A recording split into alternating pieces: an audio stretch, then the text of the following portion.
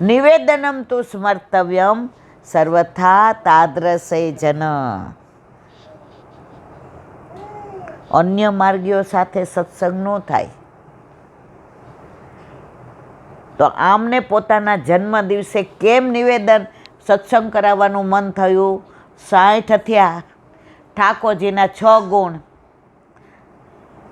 હવે મારે ધીમે ધીમે સંસાર છોડવો નથી, પણ સંસારમાં રહી અને શ્યામનું વધુમાં વધુ સ્મરણ કરવું જ. કારણ કે 60 થયા, બાળપણને જવાનીમાં અડધું ગયું, હવે બાકી છે એમાં દ્યો ધ્યાન, જીવન થોડું. ગાવાની કેવી મજા આવે છે. હમણાં બહાર જાશો એટલે આ યાદ રહેશે.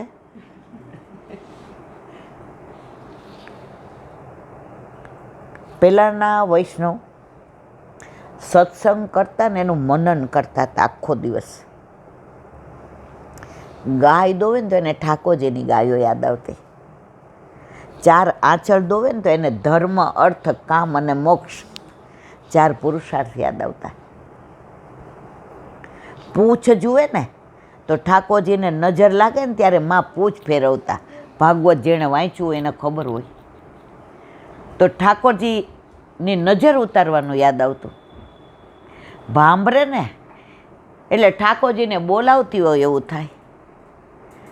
બછરા આવીને ચાટે ને ગાયને એટલે માં કે જો હવે એને ધાવવું છે ને એટલે ઠાકોરજી હમણાં આવીને એને દૂધ મૂકે ને ઉકળવા તો ઠાકોરજીને ઓટ્યો દૂધ કપૂર મલાઈ જોશે એમ કરીને બધું અંદર પધરાવે. તાતું દૂધ જોઈએ, ગરમ ન હોય ક્યાંક મારા પ્રભુને મોઢું આવી જાય.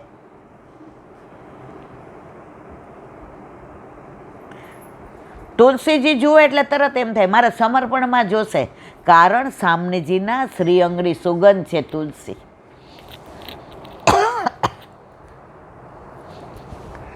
અને જે સત્સંગ કર્યો હોય વૈષ્ણવો સાથે એ સત્સંગનું મનન કરે. અત્યારે જેમ જેમ કળિયુગ આગળ વધતો જાય છે એમ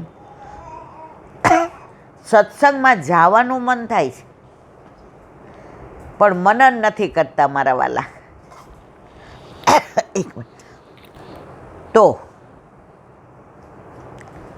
ભગવદીઓના સંગમાં રહેવાનું, પણ એક ખાસ હરિરાયજી આપણને ચેતવા છે, વંચકોથી દૂર રહેવું. અત્યારે કોણ વંચક ને કોણ વૈષ્ણવ ઓળખવા મુશ્કેલ થઈ ગયા છે. એટલે જો તમને દુસંગ લાગી જાય, સરસ હાફૂસનો ટોપલો હોય કેસર કેરીનો, ઠાકોરજીને લાયક હોય, એમાં એક કેરી બગડેલી આવી જાય બધાને બગાડે કે નહીં?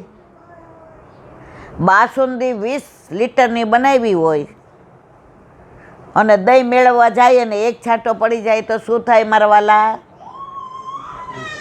તો સૌથી વધુ આ કળિયુગમાં દુસંગથી દૂર રહેવું અને વંચકોથી દૂર રહેવું. જે વચનામૃતમાં કહ્યું હતું કે એક વૈષ્ણવ બીજા વૈષ્ણવને લઈને આવ્યા કે જે ઠાકોરજી પુષ્ટ કરવાના આવીએ. હા, આવો આવો આવો.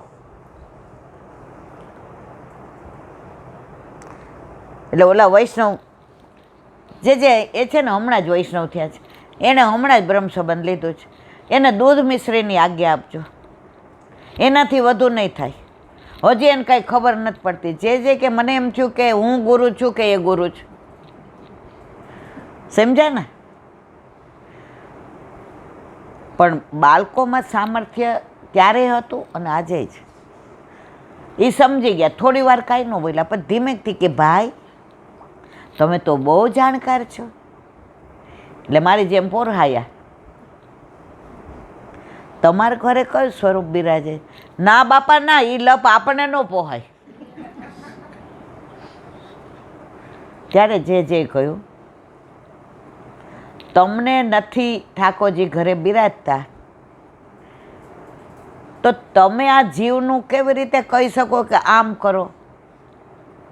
એ જીવનું જે સામર્થ્ય હશે એ આજ્ઞા આપવામાં આવશે. રસ્તામાં જ આ બેનને ભાઈએ વાત કરી કે અમે બાવા પાસે ગયા ઠાકોરજી પુષ્ટ કરાવવા, સીધી સખડીને જ આજ્ઞા આપી. ખોટું છે? હું આમાં કાંઈ ખોટું તો નથી કહેતી ને મારવાલા. જે જીવનું જે સામર્થ્ય હોય ને એ જ આજ્ઞા આપશે. એ જીવને ઓળખી જાય છે. હમણાં તમને 6 મહિના પહેલાંની હાંચી બની ગયેલી વાત કરું. એક દીકરી પરણીને અન્ય જ્ઞાતિમાં ગઈ.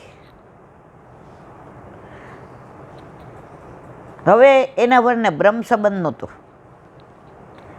પણ લગ્ન કરવા હતા ને ભાગીને, એટલે છોકરાએ શું કીધું, હા મારે બ્રહ્મ સંબંધ છે. કંઠી તો બજારમાં જોઈએ એટલી વેચાતી મળે ને, પહેરી લીધી. બે ભાગીને લગ્ન કર્યા. જે જેને દંડવત કરવા ગયા. કઈ જે ઓલી છોકરીના ગુરુ હતા ને ત્યાં દંડવત કરવા ગયા. એટલે છોકરીએ એવું કીધું, જે મારે ઠાકોરજી પુષ્ટ કરાવવા છે. જે કહ્યું પછી તારે મહિનામાં 4 દિવસ કોણ કરે? મારા મિસ્ટરને બ્રહ્મ સંબંધ છે ને એ કરે. એ કે નથી બ્રહ્મ સંબંધ. હે બાળકોનું સામર્થ્ય આજે આવું છું ના. જે જો ઓલો છોકરો કંઠી 2 છે, 2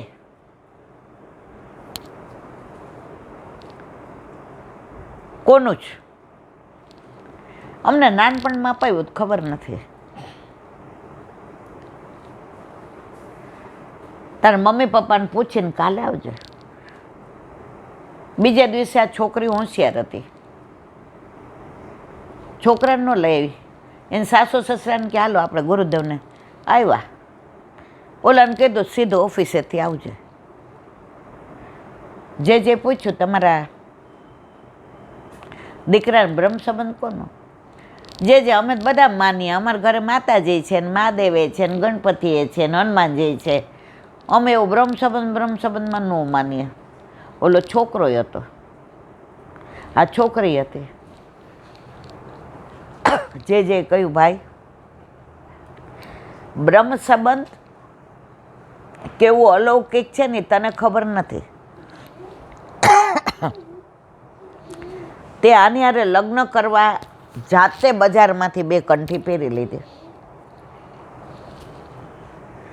ઓલી છોકરીને ત્યાં એટલું બધું મનમાં દુઃખ થયું, એટલું દુઃખ થયું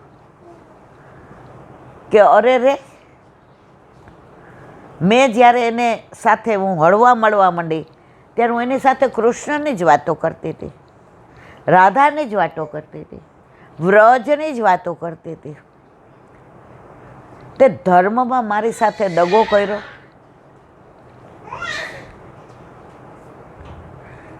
ત્યારે પહેલાં એ કીધું કે મારે કરવું તું તારી સાથે. જે કહ્યું હવે તારે શું કરવું છે? બ્રહ્મ સંબંધ છે નહીં,